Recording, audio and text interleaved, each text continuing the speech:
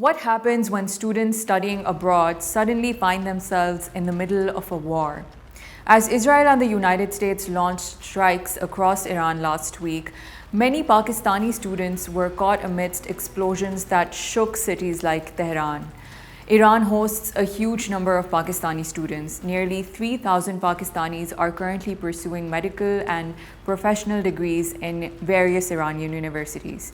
And so, as airspace closed and missile attacks intensified, these students traveled hundreds of kilometers across Iran, racing to reach border crossings like Taftan to get back to Pakistan.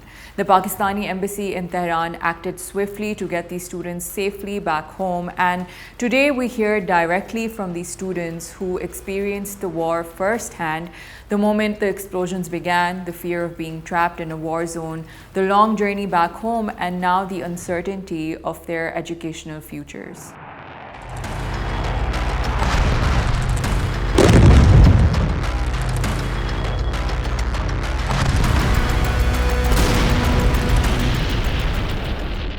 So, Mughis, when did you get back from Tehran, and when did you first hear the bombing over there, and what was the journey like between then and getting back to Pakistan? Yeah, I woke up like between 9 a.m. to 10 a.m.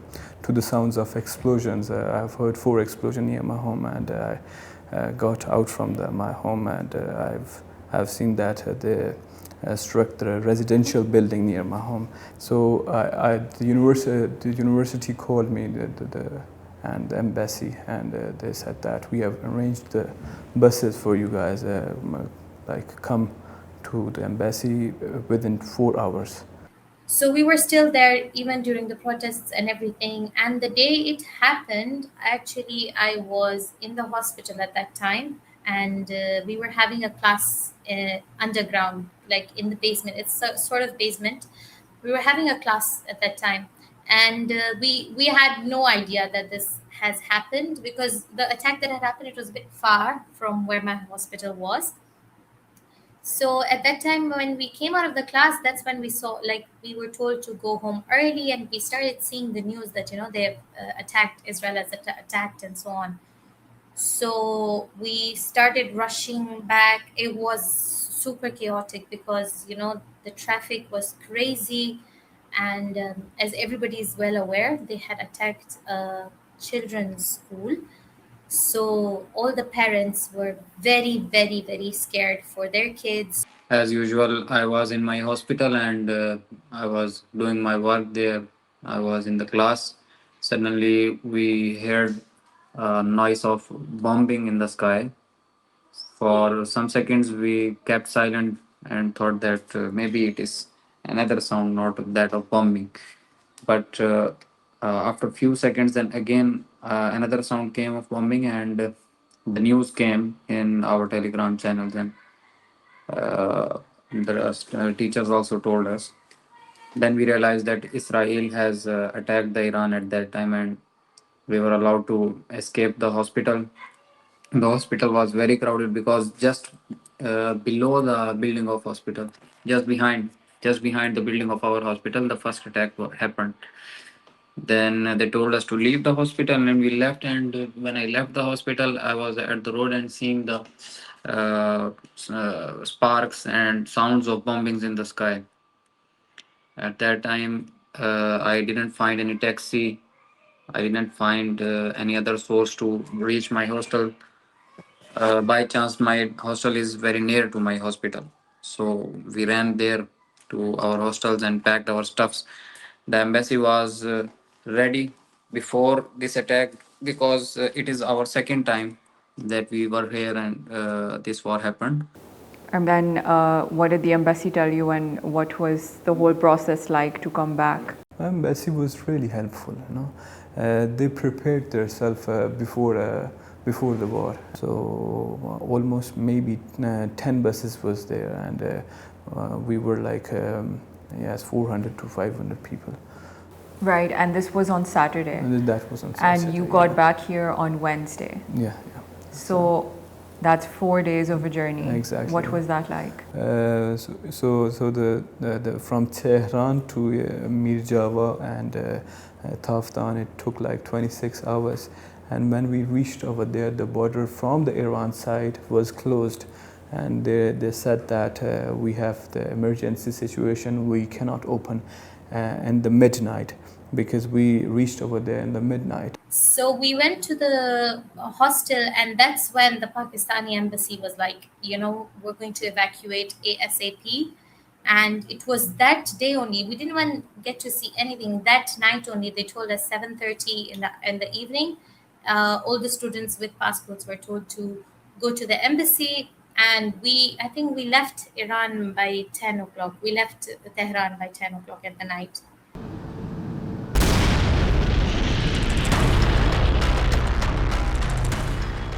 And what were you feeling this whole time? Did you have any connectivity? Were you able to talk to your family?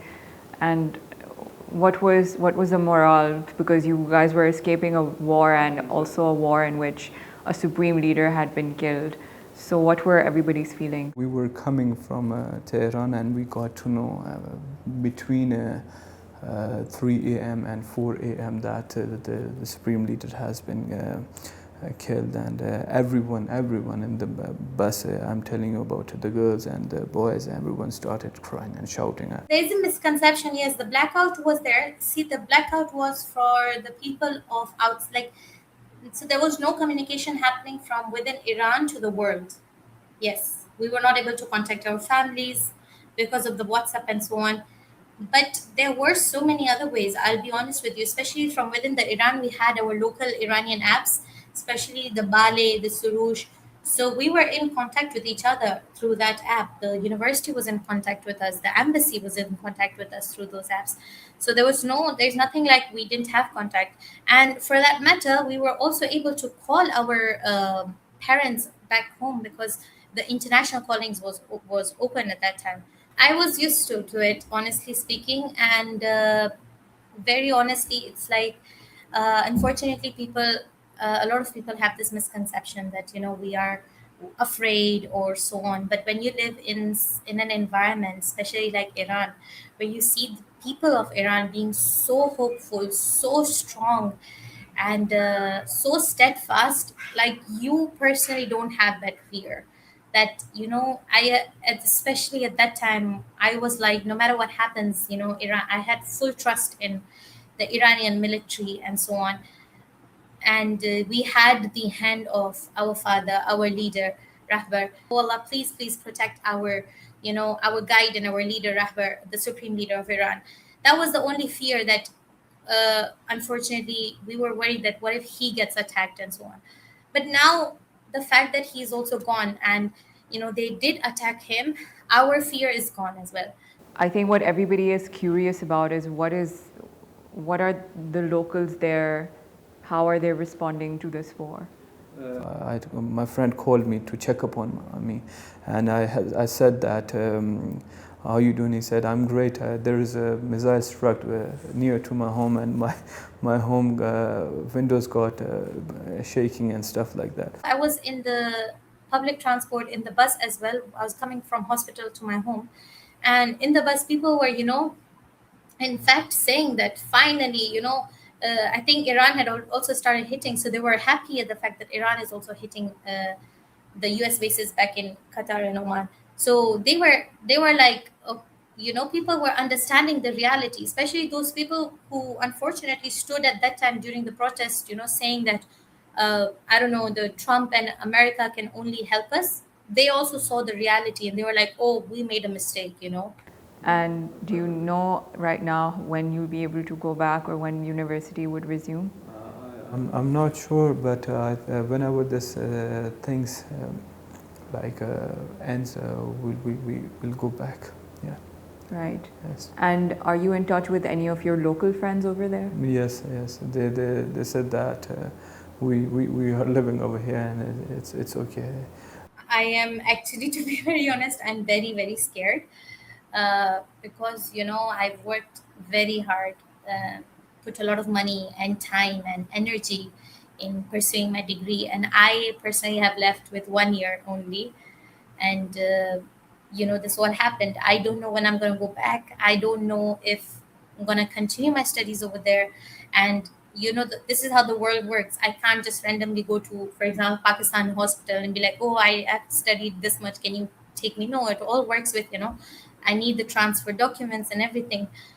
So I don't know, I'm very worried about that. There is complete uncertainty about my personal future as well. I personally think there's like much bigger things at this point to talk about, to think about, rather than me, being selfish about my career. But yes, of course, there is that fear and uncertainty. Obviously, I just started my new semester a few days ago. I started my new semester and new hospital and new ward. It was going very fun.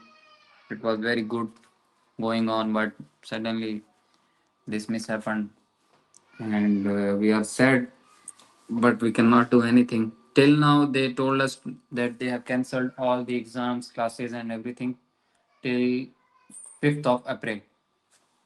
But we don't know. Maybe they extend or no.